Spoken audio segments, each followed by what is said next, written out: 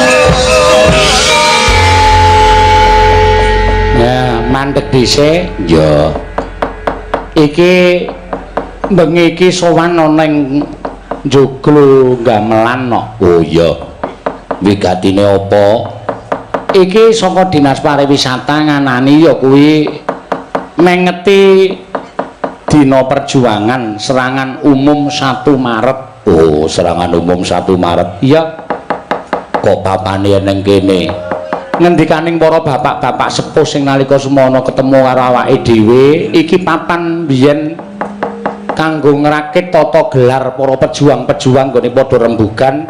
Papan iki biyen dislamur dadi wujude warung sate no. Warung sate iya ning kanggo kumpuling para pejuang-pejuang nggone mengatur siasat perang ya kuwi ana ing 1 Maret ya jaman semono uga panjenengane ingkang winantu ing pakurmatan panjenengane ngersa dalem ingkang kaping 9 nggone rawuh ning papan kene nemoni para pejuang-pejuang. Oh iya ya mula papane dipapanke ana ning kene iki. Oh joglo gamelan iya joglo gamelan ya nek jane miturut nek ora kleru lho nek miturut para ngendikane sing tak ngerteni gamel utawa gamelan kuwi para abdi-abdi dalem sing biyen sok ngupakara kuda titianing para priagung-priagung saka kraton. Oh ngono. Ning kene uga dadi papan pesanggraning para pejuang-pejuang mula ora nenek saka Dinas Pariwisata ngadani pergelaran wayang kulit eneng kene mengeti serangan umum 1 Maret. Oh serangan umum 1 Maret. Kok ora dipapanke ning ngarep monumen kono nggone ora nganu nok, kanggo parkire ya ada, ya dadak ning arep bedeng verbal tur ning kono kuwi nek dideki panggung ketok apik. Lah iya.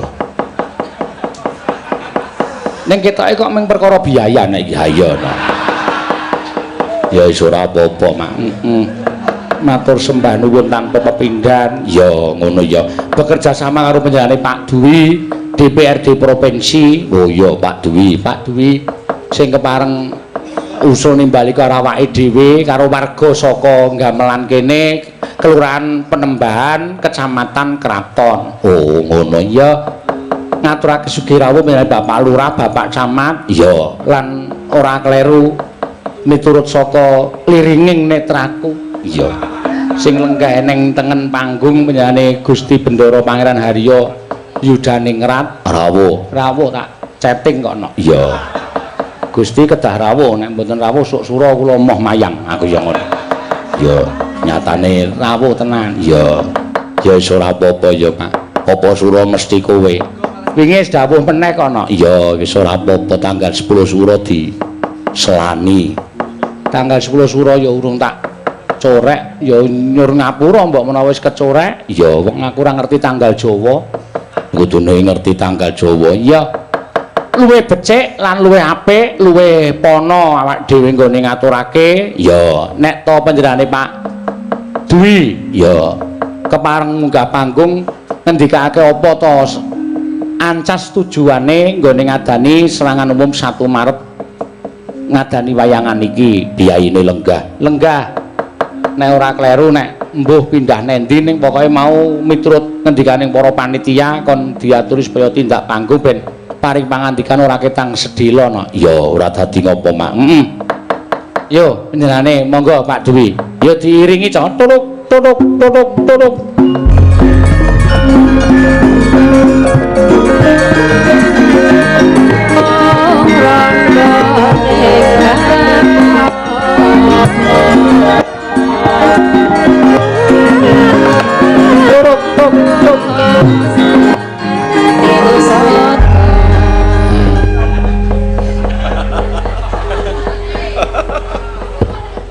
Jelas muni son apik dicutak-cutuk. Iya. Dikira bintang tamu wis geguyu. Bapak Ibu yang saya hormati, Gusti nyuwun sewu, Pak Camat dan Bapak Ibu sekalian. Pada malam hari ini tadi Pak Dalang sudah mengantikan bekerja sama dengan Dinas Pariwisata Daerah Istimewa Yogyakarta. Pada malam hari ini juga hadir Pak Arya. Pak Arya. Ya, kalau nggak ada Pak Arya, Pak Dalang nggak laku kayaknya. Ya, sauni-unine Mak. Bapak Ibu, pada malam hari ini sebetulnya kita mau bertepatan dengan 1 Maret. Di mana tadi sudah Pak Dalang mengantikan bahwa tempat ini salah satu tempat membuat sebuah strategi untuk menyerang yang itu tepatnya 1 Maret. Nah, hubungannya apa dengan Dinas Pariwisata? Dinas Pariwisata pengen bahwa cerita ini akan dijual di pariwisata. Jadi orang yang Dinas Pariwisata ngopo wayangan yang kini, tetapi ada tujuannya bagaimana cerita ini akan kita jual di wisatawan. Jadi kalau begitu apa yang harus kita persiapkan? Yoi teman-teman Gamelan, saudara-saudara Gamelan ini mempersiapkan bagaimana tempat ini kita bisa jual di pariwisata. Jangan hanya terpusat di alun-alun kidul, tapi bagaimana odong-odong masuk di Gamelan. Jangan terpusat di sana, tetapi bagaimana wisatawan bisa masuk ke dalam dan mengenalkan tempat ini punya cerita. Nah, kenapa tidak 1 Maret wayangnya? Dalange wis payu tanggal 1 Maret. Jadi sing kurang ajar kuwi sing dalange apa sing pesen kurang ngerti ya. Tapi sangat berdosa Pak Dalang mengalahkan 1 Maret, kalah karo pepayon liya wis. Rada kurang ajar Gusti ning mboten napa-napa. Kula pun kulino di kurang ajari kali Pak Seno. Jadi Bapak Ibu sekalian, jadi tujuannya pada malam hari ini adalah bagaimana kita mengaktualisasi cerita 1 Maret ini kita jual di pariwisata. Dan baru kali ini sebetulnya kita nanggap wayang ya, betul? Di Gamelan ini baru kali ini ya, baru kali ini aja kan Gusti, waktu itu ketemu di balai RW yang kecil itu loh, yang mepet benteng itu, cerita bahwa di sini itu belum pernah wayangan. Ya wis wayangan. Jaluk sopo? Pokoknya seno. Lah ngopo kok seno? Ya. Ora ya, Pak. Ya mesake seno ndak rapayu. Ya wis. Akhirnya Seno pentas pada malam hari ini. Tepuk tangan buat Pak Seno. Tepuk tangan juga pada Pak Wiyogo dan Bu Sinden. Matur nuwun Bapak Ibu. Wassalamualaikum warahmatullahi wabarakatuh. Waalaikumsalam warahmatullahi wabarakatuh. Aku izin, tak dadeki siji. Ya. Nek ora engko dalange ndak. Lah iya to ya. Lah iya ya wis pidato ya kudu wani nyair itu Ibu Waranggono nyawer. Lumayan ya. Ngono ya mak kudune dipaske tanggal 1 Maret. Lah aku sing disalahke aku iki piye to? Nalar iki coba. Ya, sing jeneng kaya dhewe iki rak ming wong dodol to no. Nek wong dodol nek ana wong tuku sing dhisik ya tak doli. Ya, ngono. Nek Pak Duwi ya disalahke, sing kurang ajar dalange. Ya ora masalah. Ya. Aku ki ya iso nganu, iso hitung-hitung e. Oke sing ngendi ya aku. Ya ora ngono, ora no. Nek aku tenan lahir batin sapa dhisik ndak dhisikke ngono ya. Ya pancene ya kudu ngono kok. Ya matur sembah nuwun tanpa kepindhan. Mula iki saka Dinas Pariwisata pancen ya diangkah papan iki dadi papan sing iso diperjualbelikan, tegese iso dadekke anu papan wisata no. Ya pancen ya bener ngono. Dasare tempat bersejarah tur ya iso didadekke papan wisata. Dadi men padha ngerti kene iki lho biyen sing dienggo merancang strategi menyerang ana ing kutha Ngayogyakarta nalika ana ing tanganing Walanda ya pancen ngono. Pada tanggal 1 Maret ya serangan umum 1 Maret. Mula wajib padha di ngerteni ya ora mung cukup ana joglo tuwa terus iki mbiyen nggone sapa ki ora ning jebul menyimpan sejarah yang luar biasa kanthi sesingit dan dodol sate. Mula ya banjur dadi papan nglumpuking para pejuang-pejuang nggone bakal ngrebut kutha Ngayogyakarta iki biyen. Ya pancen ya bener ngono. Matur sembah nuwun tanpa pepindhan saka Dinas Pariwisata Pak Arya lan penyanyi Pak Dwi lan kabeh wae sing wis anu no nyengkuyung lumadining pergelaran wayang iki. Ya muga-muga iso sempulur ya Mak. Waton padha diguru di upakara sing apik, di upakara sing becik, wekasan dadi destinasi wisata sing apik. Mesti Dinas Pariwisata ora kendel wae kok no. Ya mesti paring sak biyantu ya bab apa wae ya bab pergelaran utawa pergelaran seni lan budaya ora ngomongake wayang ya ketoprak ya wayang uwanga ya sapa wae sing ana gandeng jenenge senine wong Ngayogyakarta. Ya pancen ya bener ngono. Ya tetembangan sing kepenak ya iki bengi iki ora nganggo bintang tamu. Ora Bunyahni, ora Bunyahni sesuk nang Yudhanagaran. Oh iya. Nang kene ora anu. Ya ora apa-apa. Matur sembah nuwun. Ya sindene iki komplit no. Ya komplit ora mangkat loro nek ora kleru. Oh iya. Berarti kabeh 11. Sing siji anake loro, sing siji meteng. Ya. Wis ora apa-apa, meteng gedhe artis tageni malah rekoso. Ya, disawang ya wis ora apik. Ah iya. Wong meteng ya Mak. Mbak Agnes, Mbak Orisa, Mbak Ika, Mbak Elisa Orkaros Alaso. Wah, malam ini sudah sampai Jogja lagi. Ya. Ini bar bali neng Palu. Wong. Nilai imbuh apa-apa disyutingke dikirim ke aku. Ya.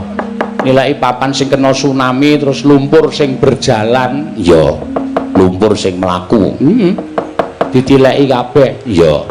Ya wis muga-muga kabeh apik ya Mak ya, Mbak Tatin, Mbak Ayu, Mbak Neti, Mbak Prastiwi. Ya sing kepareng sowan bengi iki. Heeh.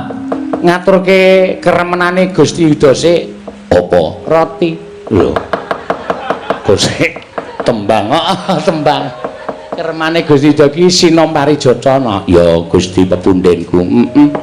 Aku diparingi keris ning malah dadi memala. Kok iso? Ayo aku wis batin nek krungu kabare mesti malah minggu mujeng. Mutar kowe mesti ngono. Lah sebabe wah paringi keris apik no. Luk 5 Pandhawa carita ning sajake ana kodame utawa ana isine. Kok iso? Wis tak nggo mayang perdana iki tak nggo. Iya. Tak kon mutusi dene bareng wangun ora? Wangun Pak. Oh ya paringane Gustine. Iya. Aku arep gara-gara aku muntah-muntah. Oh iya. Kenapa iki aku ya? Ora lara, ora ngapa-ngapa lho, no. Tanganku tak nggo nyabetke wayang iki iso kaku kejune ra jamak-jamaki. Muntah-muntah saking akeh-akeh medhun panggung aku. Iya, Bali. Oh. Ana sing kerise kuwi. Oh iya. Ha iya terus tak jawab kerise iki tak takoni, kowe kok dadi takjak nyambut gawe kok marai aku muntah-muntah. Terus aku ngimpi ditekani piyayi brengosen. Oh.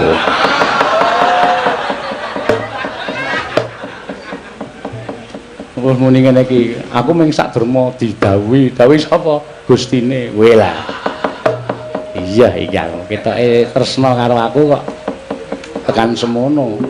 Ora kok ya ora tok jawab sithik. Lah jawab piye wong pertanyaane ora cetha kok. Iya. Wis saiki gagasan aku ki buta perkara kaya ngono kuwi mula kerisku ki ya ping 1 kagungane tinggalane bapakku mbiyen nek sing do koleksi-koleksi ngono ya wis do ngerti carane arep nganggo ki dijawab sik utawa dikapake sik. Iya. Tak anteni pirang-pirang dina kok ora ngetokke pertanyaan to iki aku. Ayo ora tak jawab. Ah iya. Jebrono ora munggah tenan aku. Iya. Ya wis syukur ya, Mak. Tak dekekke ngomah saiki tak nggo pusaka. Iya. Wis pokoke tak nggo kesenengan sok meng dinggo anakku sing jarine ngendikane Gusti ya gaweke njing yagem putrane mawon. Nggih. Yo. Yo, Mbak Ayu monggo. Neno. Ya, sing suarane persis Bunyahni. Ya. Mbak Ayu Purwalestari. Ya. Men lega penggalihe no. Ya.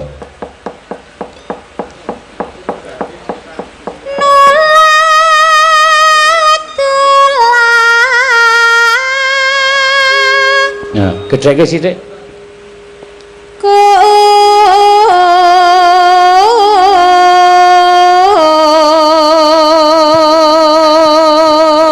Gedheke sithik. Apane? Udu volumene.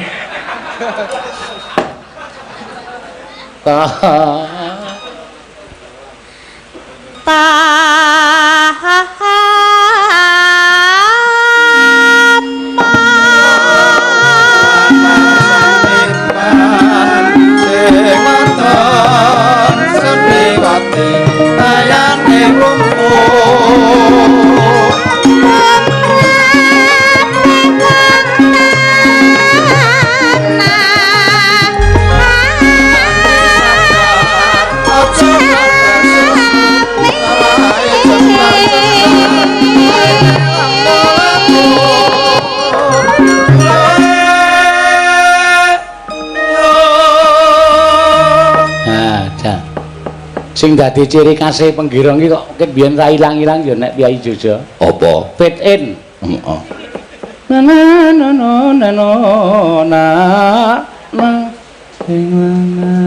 seniman sing wadan seni mesti saka lirih sik. Iya. Kudune iki sing tegas.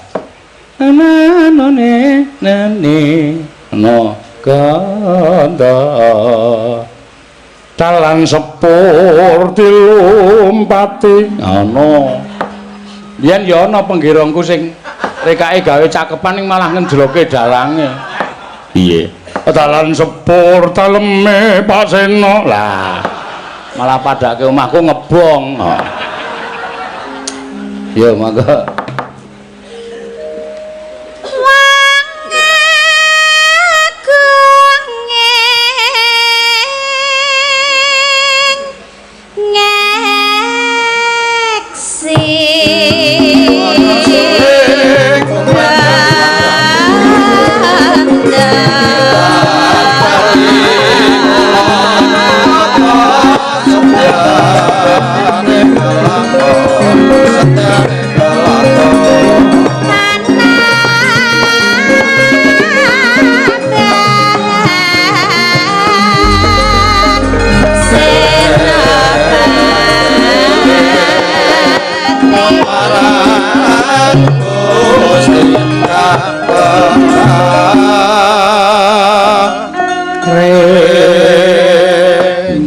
Keremenane Gusti Sinomari Jatha iki mesti no. Engko nek gara-gara kutut manggung. Oh, apa nek gara-gara urung mundur. Oh, ya aja ngece.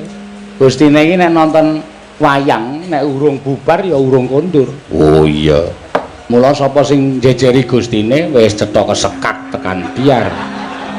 Ngono ya, Mang. Mbuh Pak Camat, mbuh Pak Lurah jejer Gusti Yuda nonton wayang ngono arep lunga ora penak, mongko wis antuk-antuk. Iya ya, Mak. Panjenengane nek kon ngungon iki betahe ora jamak-jamak. Iya, monggo, ya.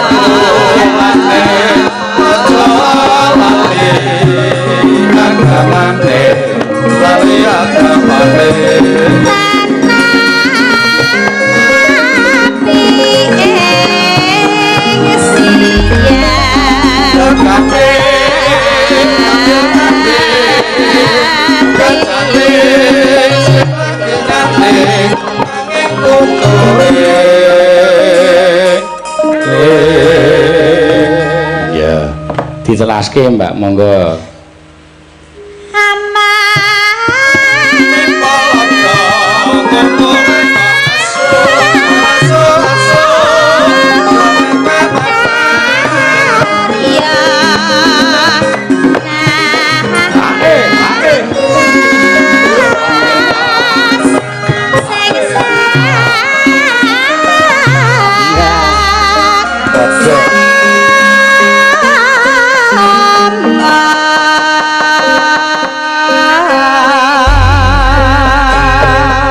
Cengkok sing ngono kuwi sing ora tau dadi sinau. Natya. Kaya kepenak banget ya, Mak. Iya. Neng rasa iki dadi kepenak. Iki mau Sinomari Jatha wis diaturake. Ya. Terus iki janjane mau lakone kok udu Pandhawa kumpul no. Sebabe sing ditakoni lakon ki ya cah menyu. Ha iya. Sopo? Utusane Pak Arya, Pak Edi kuwi ra lemune ora jamak-jamak. Iya. Dheke apale ming Pandhawa kumpul. Iya. Dadi lakon apa-apa ki ming Pandhawa. Iki engko lakone putra-putra Pandhawa njaluk negara Ngastina. Wis kuwi Pandhawa kumpul. Ah. Pandhawa kumpul kebo. Ah ya wis. Nanti mau tak unek-unekke. Wong ora dong lakon kok ngarani lakon bareng. Apa Pandhawa kumpul nang DPD ya Pandhawa kumpul nang kene ya Pandhawa kumpul ku ndak penonton iki mung padha wae ku ndak do gelo. Oh, waradong kok. Iya. Ya wis ben karang ya. Ora ngerti iki. Sesone iki taret. Heeh. Sing lemu banget blek ana anggere wong sing lemu banget ya kuwi. Lemu banget nganggo klambi abang. Pak Dwi kuwi. Ya kembarane kuwi wong loro anggere jejer kaya nekula-nekuli. Nekula Sedewa kok nekula-nekuli. Heeh, matur suwun. Ya. Diaturake. Monggo saiki genti panjenengane Mbak Ika. Ya. Mbak Ika katuran maju mengarep ya Mak ya. Ya men padha presana. Ya. Klintang-klintang numpak andong bel klingkong. Graya-graya saena samantau bala.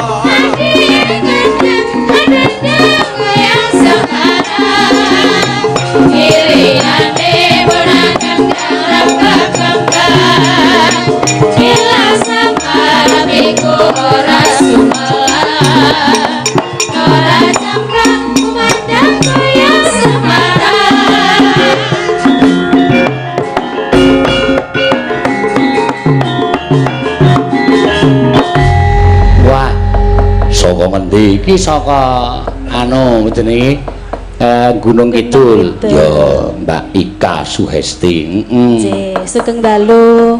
Sugeng dalu wajan. Ya, Gusti Yuda, Pak Dwi. Ugi Pak Camat wonten nggih. Nggih.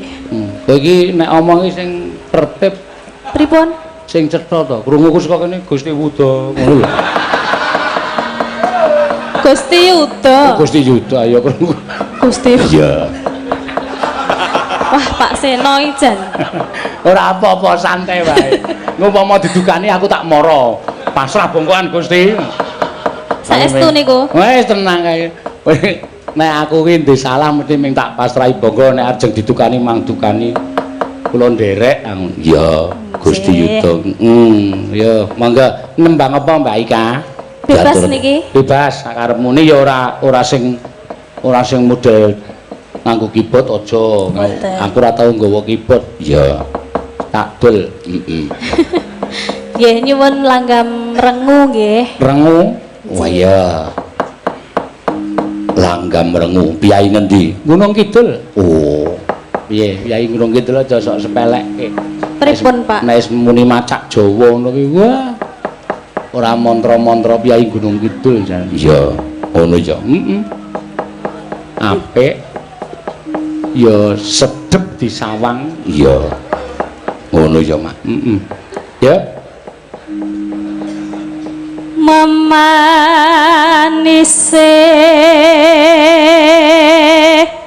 merati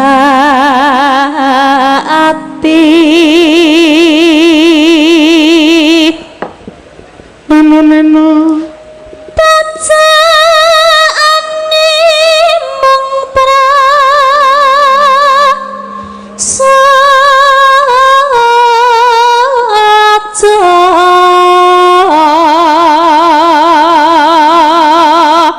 tur nek foto ya padha karo asline. Asline ayu, fotone ya ayu. Soale saiki model foto digawe nganggo HP iki iso kana? Iya. Jenenge kamera jahat. Wah. Ya kok ngerti. Wah, aku ki nganti download kok. Aku ki nek tak foto nganggo kamera jahat ki, aku kaya 17 tahun lho. Iya. Ketok kaya bagus banget kan bareng ngilu kok sing Jawa ora karo-karuan. Iya. Soalnya saiki wong wedok-wedok iki kulinane do foto nganggo kamera jahat. Dadi aja nganti ketipu. Oh. Nggih, beda nggih Pak kali beda sing maune untune gede-gede dadi cilik-cilik. Iya, ngono ya, Mak. Sik maune elik dadi apik. Is maune elik dadi apik. Iya. Sing maune cilik digedhekke wis iso kok. Saged. Apa meneh dingenekke ngono kuwi terus di aplikasine dipejano dadi kaya semok banget kajane ora. Jane bareng ditonton wah. Iya. Tertipu.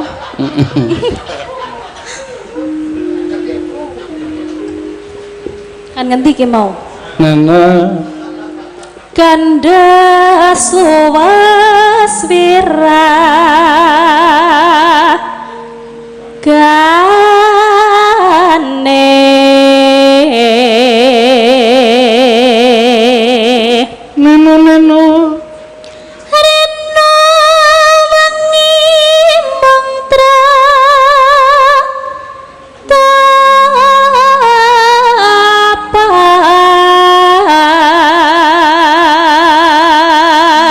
muntang manting montang manting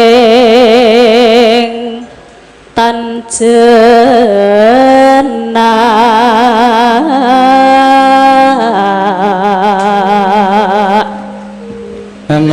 neno kang masira wong bagus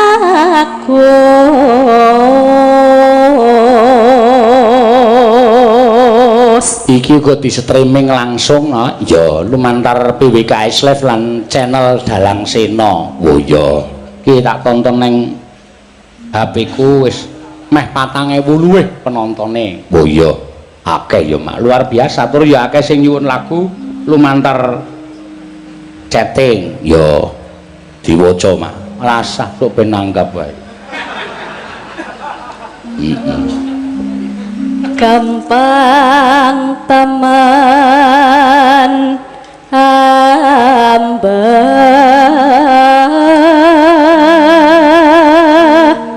itu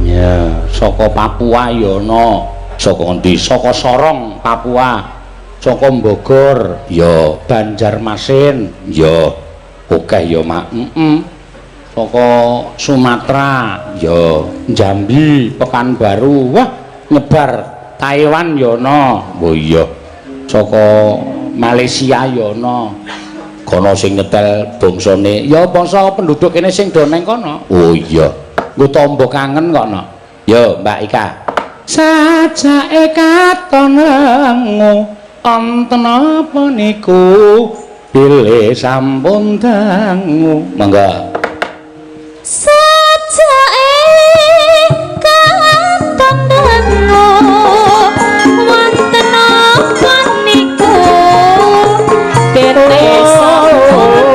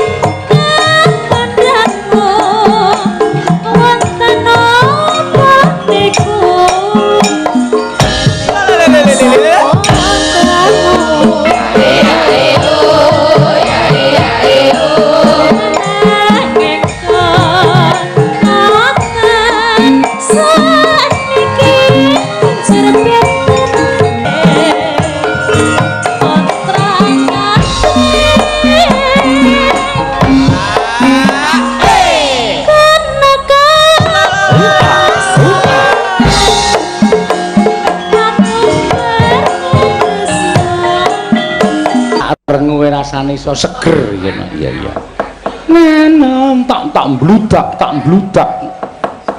kendangane iya kepenak dijogeti ning ya gumantung karo sing joget nek sing joget iso ya dadine cocok iya kendangan tak untuk gendang tuk dut ngono ki ya alon. Tak tung gendang tuk dulu cenanangan tekan ndi-ndi.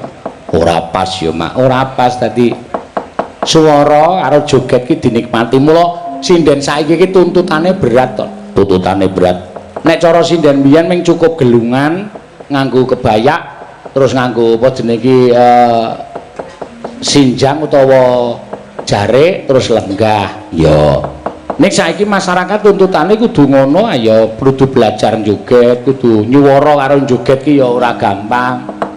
Ana sing jogete apik nyuwarane malah terputus-putus. Ya mergo le pikirane terfokus ning nggone joget. Semono uga suarane apik jogete dumpu ya pirang-pirang.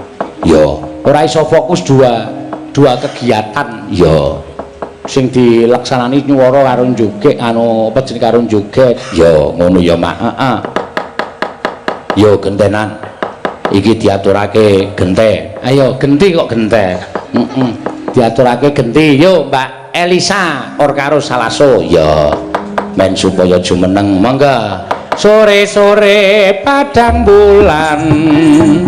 Ayo kanca padha dolan. Rene-rene bebarengan. Rambe-rambe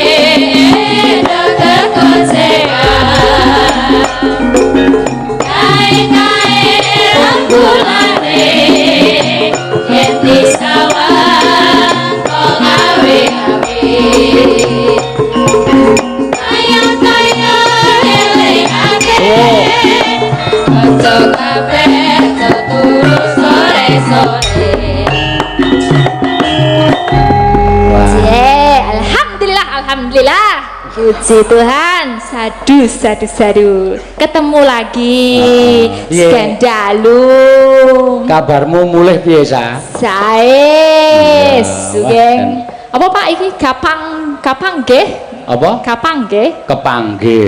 Kapang nggih, malih. Kepanggih malih. Kepanggih apa kapang nggih? Ora sembrono li basa Jawa ki ana Gusti Yuda. Gusti Uda ngapa Gusti Uda? Gusti Uda ngapa? Gusti Yuda. Gusti Yu. Yu kuwi yu kamu, do kuwi siji. Dadi kamu siji. Akae piye Wah! Senanangan kuwi. Ngapunten nggih Gusti. Nyuwun pangapura. Pangapunten nggih. Piye kono piye? Piye bekas tsunami? Ya ngono kae, likuifaksi, tsunami dan gempa bumi. Telu kuwi bencanane ra mung tsunami to, Pak. Heeh. Terus kowe kae Mas pas video tempat lumpur berjalan kae suasanane piye sa? Nggo medeni Pak kuwi.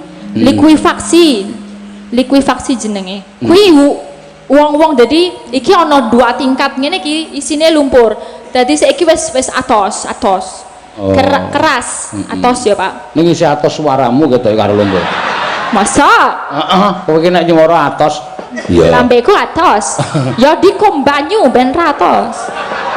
Kon ngerambang ngono maksudnya. Lambemu kon ngerambang ngono kok piye? Ya ora kok ya. Ya, itu jadi lumpurnya sampai atas sekarang udah keras. Jadi di dalamnya itu tuh banyak ribuan jiwa sama rumah-rumah, mobil kabeh blok di dalam itu daerah Petobo namanya Petobo. Nanti? Petobo. Petobo. Dari ini biar sing kena lumpur ki nek cara kene Sarkem ngono ku ya. Oh. Ya itu tempat. Ya katanya ada daerah judi, buat macam-macam lah itu. Tuh kayak tempat itu udah dipilih, udah disilang-silang gitu loh. Jadi nanti ya kayak sama Gusti itu bukan Gusti Yudo ya. Gusti yang ning dhuwur kuwi lho. Kuwi disilang-silang. Jadi ada yang tempat yang satu komplek perumahan itu ada yang ambruk, ada yang enggak, ada yang ambruk, ada yang enggak. Jadi ada titik-titiknya. Besok kalau kayak gitu, Pak Seno makanya jangan berbuat dosa. Nanti kalau dosa dipeng juga. Jatuh itu, rumahmu yang bagus bisa jatuh itu. Kita nggak akan tahu. Gitu loh. Ya. Sak cangkem-cangkemmu lho. Iya. Kita nggak tahu. Aku dadak elek-elek aku berbuat dosa kira urusanku toh. Oh iya. Iya. Ya jenenge apa waktu kuwi berputar ora segampang Oreo ngono lho. Sing diputar dijilat terus diselupin. Heeh. Dadine ki kudu berbuat baik terus awake dhewe. Aja gawe sarang sing elek-elek engko nggonamu mok nggo dolanan gaple, Pak. Bahaya. Nggonmu kuwi lho. Omahku kok. Omahmu anyar kuwi. Heeh, terus engko lemahe mlaku ngono. Ayo dicelupke karo Gusti gara di nggone seno dis ping langsung hilang. Iya. Cangkeme elek ta kowe. Wis pirang-pirang dina ora ketemu 2 minggu ora ketemu kok bareng anu kok. Oh iki nggone seno clup ngono angel. Ya anggepe kaya nggonamu barang. Nek aku clup ngono. Nek aku terus diclup ngono terus piye? Rezekimu piye? Oh iya seret. Wong semene iki arep melu sapa? Yo bener. Ojo nganti. Dewane sakmene iki padake pengarepe ndase wong sakmene iki. Bahaya nek nganti. Iya. Bisa surut rezeki. Iya. Wah, jan kowe ning kono ya malah payu nyinden to kowe. Yo ning aku saka Toili. Toili, saka Toili. Saka Toili? Yo Toili daerah Toili. Beda karo Toli-toli. Oh. Ana Toli-toli dhewe, Toili dhewe. Wingi saka Toili. Saka Toili. Saka Toili. Saka Toili terus piye nendine? Mili? Apa mili? Maksudnya kowe payu nyinden nendine? Oh ning Gorontalo. Wah, adoh Yo, kowe. bareng karo Pak Jokowi wingi melu panen jagung. Weh. Yo. Malah ketemu Pak Jokowi. Ya syukur malah iso golek dit nang kono. Mbok bali rono, rasa rene. Tenan? Tenan kok. Oh, jare kapang. Kapang piye? Kangen karo aku. Oh, sing dikangeni apane? Jare kangen aku nek ra dindas-daske iki kaya kurang genap ngono lho. Ora arep kangen karo Ora, kangen tenanan. Ya wis kowe mulai rono. Ana wayangan ya akeh to. Nggih, mboten sekathah den mriki. Ning kono Niko paling nggih sebulan 1 kali, 2 kali gek nggone adoh banget. Wah. Numpak mobil 18 jam, 20 jam. Boyoke ngantek tugel, Pak. Wayangan ki 20 jam numpak mobil. Naik mobil itu cuma untuk satu wayangan. Oh. Engko lewat pantai pesisir, makanya aku malih dadi ireng Irek ki obat. ireng Kok ireng ya ora apa-apa. Kowe panas soalnya. jumbuke ro piyai kono iki awake ireng-ireng. Ya. Ya, jadi Ya itu. syukur ngono ya. Wah, jan. Ya. Wis bali rene meneh. Ya Ya. takoke piyai pirang-pirang kowe Elisa. Ya. Seru, kapan-kapan ke sana, Pak Seno. Nanti lewat ini apa namanya? Daerah kebun kopi, terus lewat Poso, Wis Pak ras. gimana? Wis rasah wis. Kok rasah Kowe kenapa? mayang 20 jam numpak mobil kok ya wis. Mbok nang kene wae cedak-cedak tetak-tledik. Iya. Ya ning kono gamelane wesi, Pak. Hah? Gamelane wesi. Oh, ra ono sing perunggu. Yo, aku dadi ngrungokke iki langsung sumringah aku. Kok Bahagia, langsung seneng ngono lho ning kono ting glutik ngono. Ora Dikene apa-apa. greng ngono. Iya, mulane beda suarane nek kenong ki nek perunggu tutukane ditutuk to. To, Nek wesi te. masa te?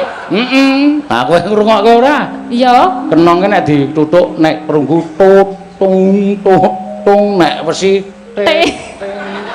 Te ngono. Beda ya, Mak. Beda. Ya. Oh, iki. Ayo dikangeni karo piyai akeh. Oke. Nembang Iki. apa, Mbak Elisa? Napa nembang? Nembang napa nggih? Belok. Belok? Belok barang mawon. Ya, Cobi. belok barang. Niki ajaran apa niki, Pak? Mengeti serangan umum 1 Maret. Oh, iki 5 Maret iki. Nek tanggal iki rasa tok gagas. Iki lek mengeti wis wingi, gandeng aku wingi tanggal 1 kuwi ora iso, terus lewayangan dundur tanggal 5. Wow. Ning rak niate mengeti serangan umum 1 Maret. Kok canggih kowe, Pak? Canggih. Kok iso tanggal 1 mau pindah tanggal 5 wis ngungkuli Gusti kowe. Tanggal 1 pindah tanggal 5. Le Tanggal 1 yo mengeti. 1. Wo, tak ajar kowe. Le mengeti sa, le mengeti. Oh, Serangan umum 1 Maret itu tanggal 1 Maret. Kowe Yo. ngerti toh? Monumen kae. Ya, Titik nol ngerti. kae. Ah, di situ. Kantor pos itu ya. Nah, itu tuh dulu kan ibu kota negara kan dulu Yogyakarta itu ya. Jakarta. Tahun 1945 sampai 1949 kalau nggak salah. Wah, iki lho. 1944 songo. 40 songo. Ya, pinter kowe ya. Ya itu. Terus akhirnya karena sebenarnya itu yang yang TNI ya dari 2000 TNI yang menghancurkan, maksudnya menggiring pergi Belanda ya itu dari habis kita merdeka biar Belanda itu pergi dari sini. Tapi itu sebenarnya uteke kuiki Mbah Sri wilo, Mbah Sri Sultan habis Songo. Ngapunten nggih Gusti. Ngapunten gawe putrane kowe aku sing tratapan aku kowe. Maksudnya yang mikirin strateginya. Strateginya ngerso dalem Sri Sultan yang kesongo. Ngerso dalem. Nah, Sri Sultan. Ya ora ngerti. Tapi kan kuwi mbahku carane ya, Mbah. Mbahmu apa kowe wong Sulawesi kok mbahmu? Ya ora apa-apa, sesuk tak nganu rono. Tak nganu gelem mesti. Tetep panjenengan iki pahlawan nasional. Ya, pahlawan nasional. Jangan kene iki mengatur strategi ning di sini ngatur strategi. Dulu warung sate ning dienggo kumpul pejuang-pejuang. Oh, ngono. Terus dalem rawuh mrene menemui pejuang-pejuang untuk mengatur strategi ngusir Londo. Akhirnya mengusir sehingga tanggal 26 Juni akhirnya Belanda pergi, Indonesia bebas dari penjajah. Wah, ya kowe kok apal tanggal-tanggal iki lho. Padahal cah cerdas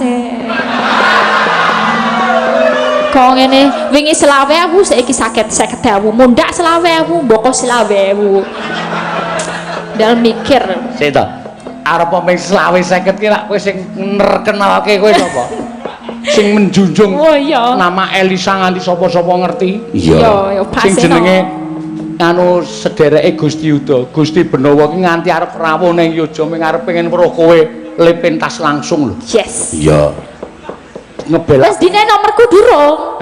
Wis dine nomorku durung. Arek liwat aku, kowe ra sangan. Kudu liwat Pak Seno. Liwat aku, manajere aku. Elisa sekarang kalau pakai Elisa berapa Pak Seno? Tambah sekian. Engko tak keke kowe ming semene. Mengko di solet. Di solet mengko. Di solet piye? Mok longi. Kuwi hakku. Dicatut.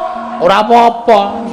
Ora apa-apa. Besok tak tambahke meneh. Oh iya. Tahun niki kowe tak payokke semene. Pakai Elisa tambah berapa? Ya tambah 2 juta. Nah, tak keke kowe 500. Pira? 500. Kowe 1.500.000. Iya. Sing mikir aku kok kowe sing ageh. Lah kowe wayangan melu sapa? Melu Pak Seno. Lah ya wis kok. Ya wis. Iya. Sesuk tahun ngarep nek luwih terkenal tak tambahine. Oh iya. Elisa berapa? 5 juta. Aku entuk pira? 300. Kok mudon? Kok mudon mau 500 dadi 300? Ayo ngono kuwi. Teknik iki ngono kuwi rasa. Iya. Terus dapurmu 400.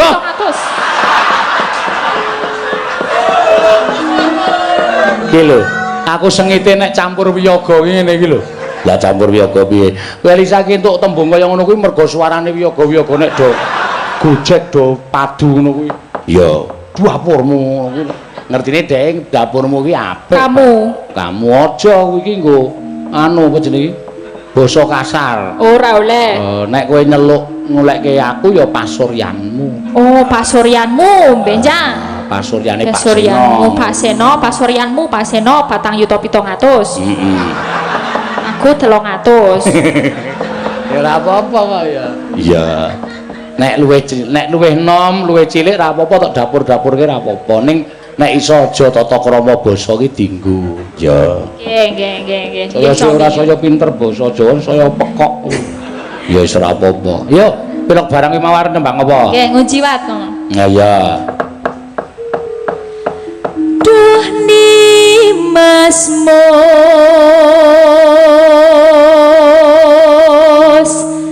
tika ning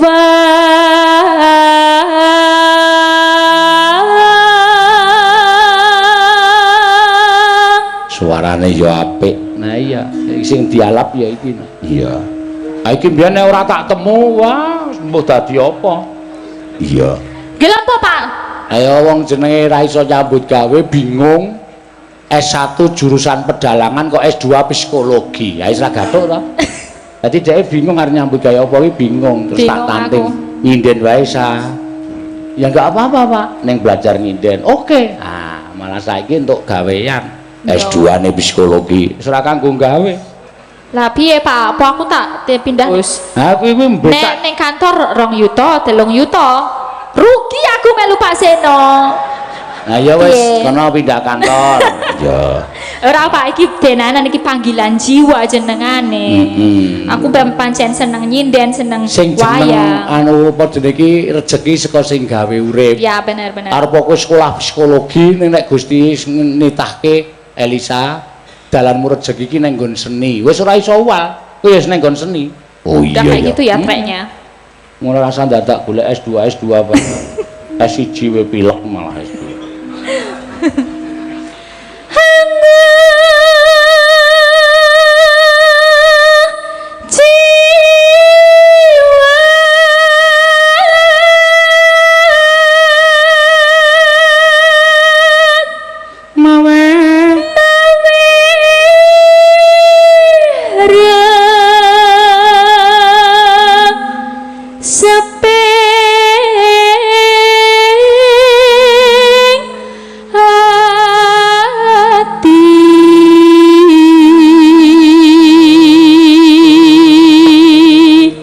Angel duwe bojo sebabe. Kira apa?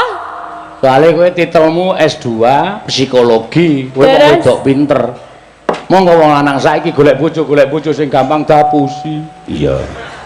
Nek wong wedok pinter angel bojone. Iya. Terus piye aku? Mosok to? Coba ana sing jomblo ora iki? Mbok ayo bali karo aku sesuk iso. Sapa? Tak rabi. Lu kok malah arep rabi iki piye to? Jarene aku ra payu. Ayo keduren titelmu. Iya, meduna. Medun? S2-mu ki ilang ana. Psikologi ki ngelmu apa? Ilmu jiwa. Kowe iki beruntung lho, Pak, ana aku ning kene. Nek aku ora ana ning kene iso edan kowe ben-bengi ngomong dhewe sauri dhewe kok. Ning kene iki tak ewangi ben kowe iki ora edan, kebolen ngono lho. Mah, rekoso aku. Iya. Ah sing jeneng dalang ki tetep ngomong dhewe diwangsuli dhewe dalang ki tetep kaya wong edan. Ora kowe urung lahir mbiyen ki ana sing nyebut wong kok kaya wong edan. Omong dhewe diwangsuli dhewe, nesu dhewe, nangis dhewe. Ya iki pancen ciri khas dalang ki ngene iki. Ale omong dhewe karo diwangsuli dhewe kene iki le marahi entuk dit dienggo ngekeki dapurmu barang kuwi. Oh iya benar. Oke, bosku. Siap.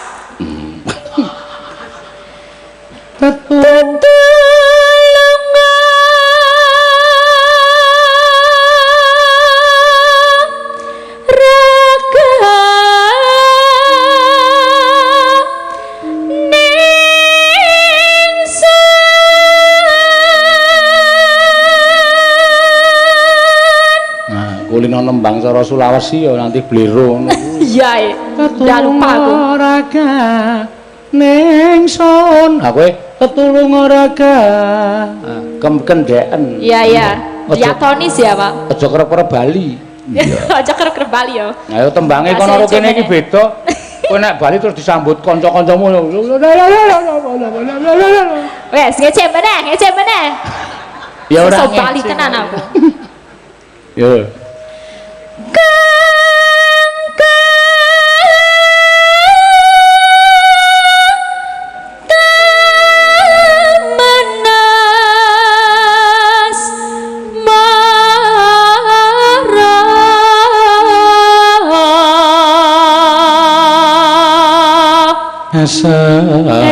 Esem miro nyirnake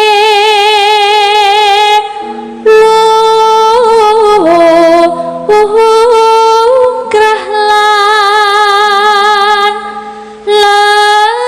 lesu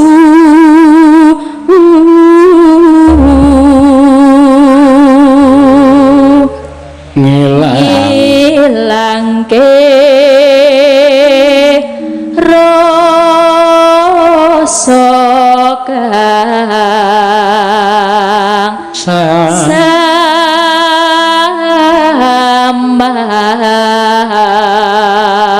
samar tresnaku sundewi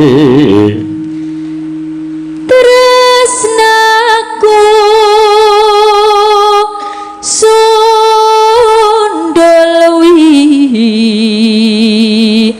Yati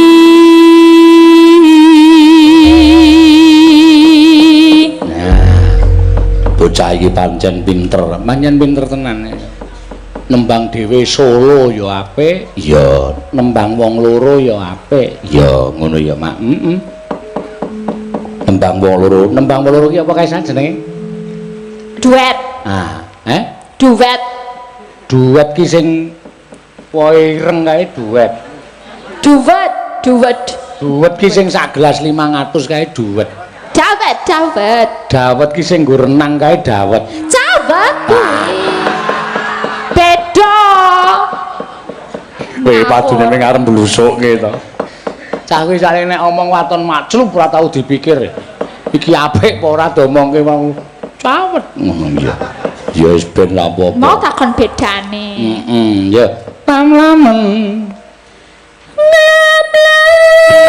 Minggu jiwate yen geget lati ajin-jin alise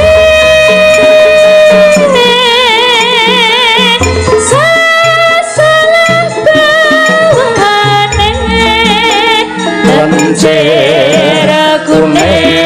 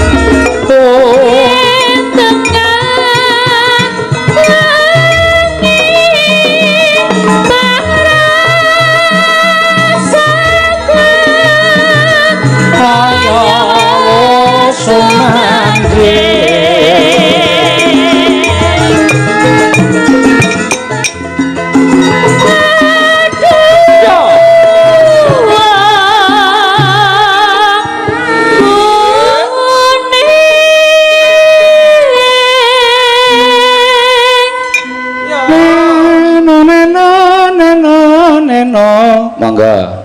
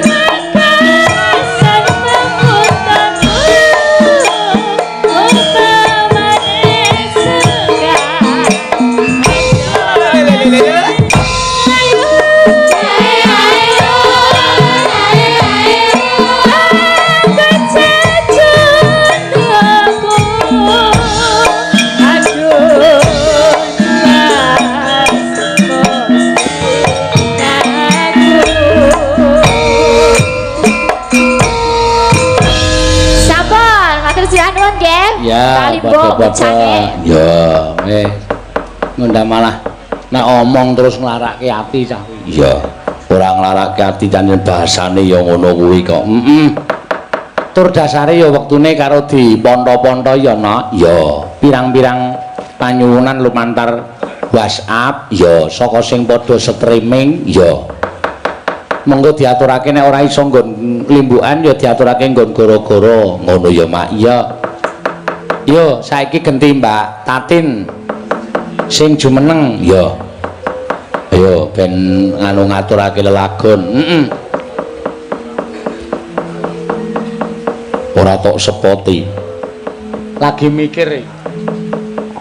Sepoti mboten. Yo, sepoti. Tiwas ngadeg ku ora. Mengke tiwas ngadeg dikeki spot. Oh iya, tak sepoti. Auto disepoti apa sing gayeng, Mak? Iki nek ora sing gumyak ora. Cintaku. Keduwuren iki, keduwuren. Cintaku sekon nyangka-nyangka derung ya karo kowe cah ayu sing bakul lemper. Lempermu pancen sing Quran anyar. Tak nedake kowe tak jak muter-muter. Yes. Ayo bentuke kaya bakul lemper kaya ngono. Iya. Ora nek aku kok meng sak nyuk.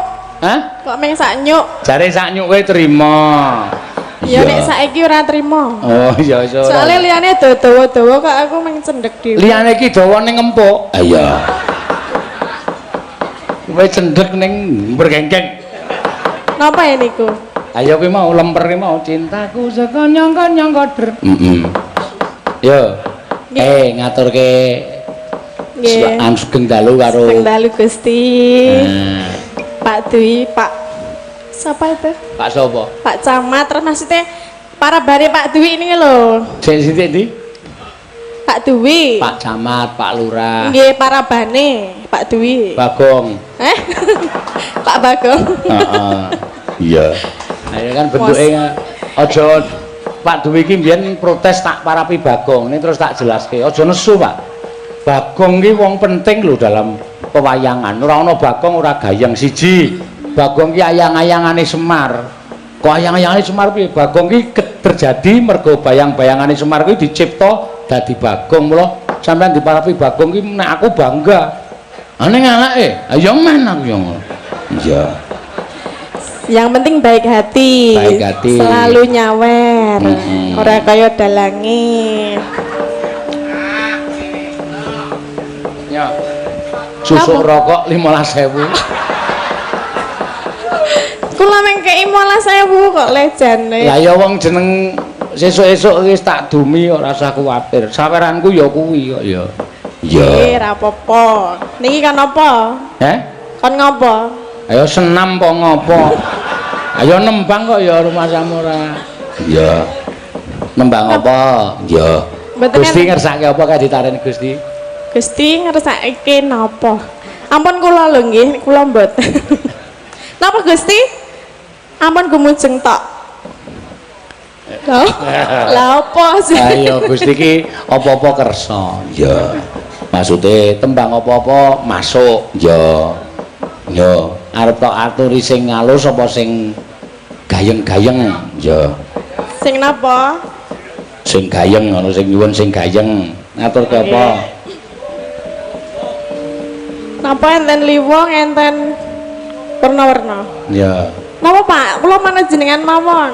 Aku manut kowe wong sing nembang kowe kok ana aku manut tak. Oh, ana sing rara junggang brang. Ya.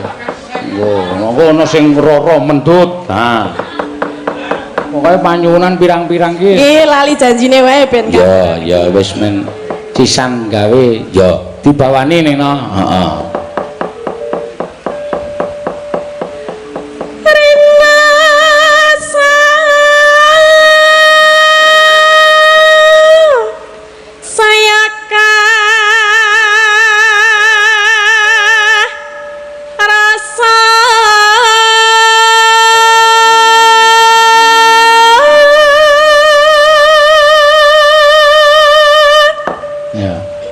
Pemilihan umum Ya. Udu. Ayo udu.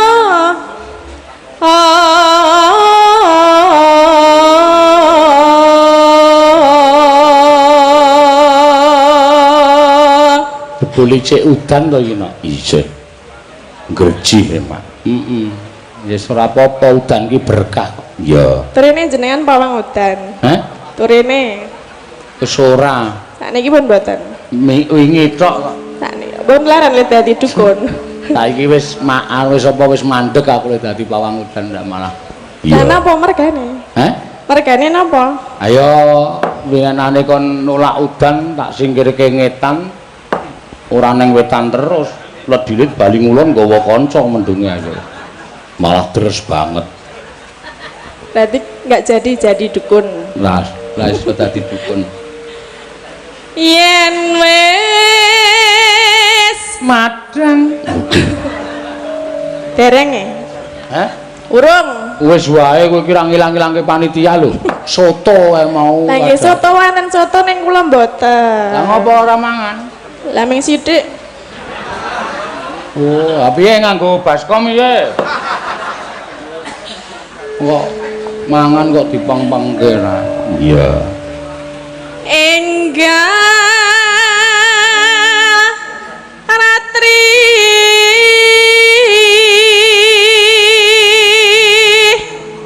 kangka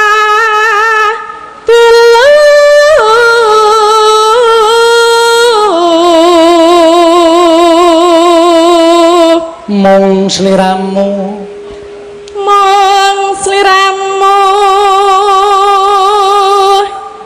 tanah liya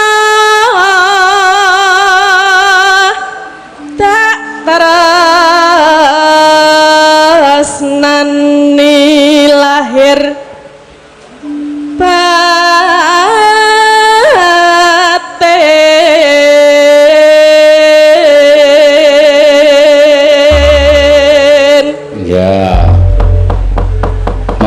diaturake ya apa jenenge anu lali janjine ya monggo yuk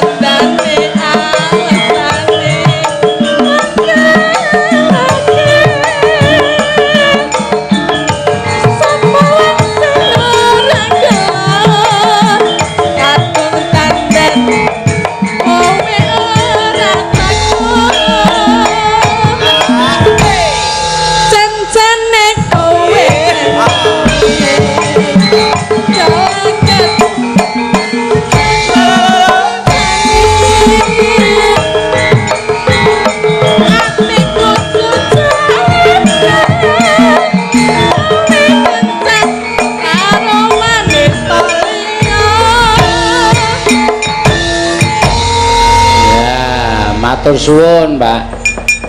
Tatin Lestari Handayani. Saka ngendi? Saka Kulon Progo. Oh iya. Sembah nuwun ya, Mak. Iya. Pirang-pirang lelagon wis diaturake, no? Iya. Ya saiki diteruske critane dhisik, ya. Mengko gara-gara sing kepareng durung diaturake nang gara-gara kok ndak entek nang limbukan, ya.